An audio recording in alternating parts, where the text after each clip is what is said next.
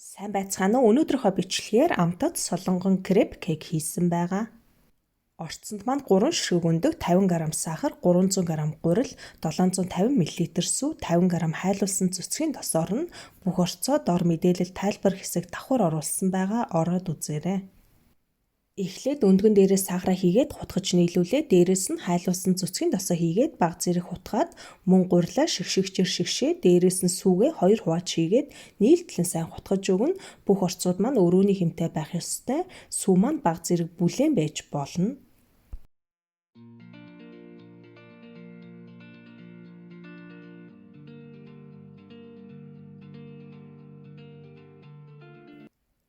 Зурмаг маань бөөгнөрсөн бөндгөр зүйлгүй болох ёстой. Хэрвээ баг зэрэг бөөгнөрсөн байвал ингээд шигшигчэнд хийчиж бас болно. Ингээд зурмаг маань бэлэн боллоо. Одоо 5 тэнцүү хэсэг хуваагаад хүнсний будгаар өнгө оруулаад өгнө.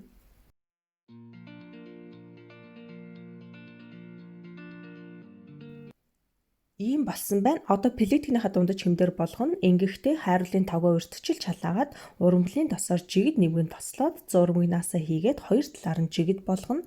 Би нэгээс өсвөртөл халдаг плетхний 4 дахь хэмдээрэнд болгосон мөн хэргэлсэн хайрлын тавг маань ойролцоогоор 18 см-ийн хэмжээтэй байгаа.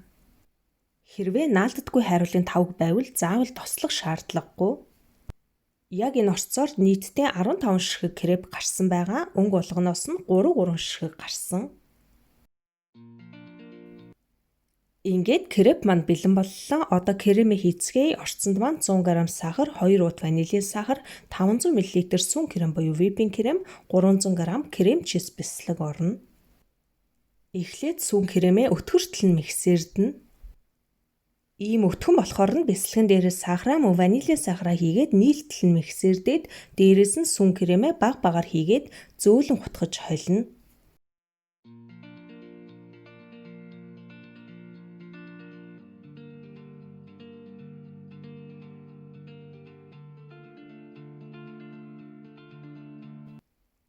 Ингээд крем маань бэлэн боллоо. Одоо крепэн дээрээ нэмгэн жигд түрхээд жигд өрөөд өгнө.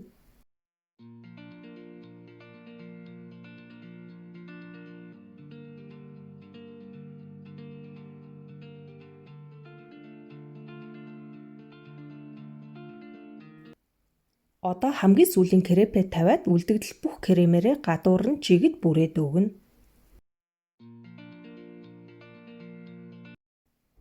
Ингээд амтад солонгон креп кек маань бэлэн боллоо. Хөргөгчөнд ойролцоогоор 1 цаг байлгаж агаад хэрэглээрэй. Амжилт хүсье. Дараагийн бичлэг хүртэл түр баяртай.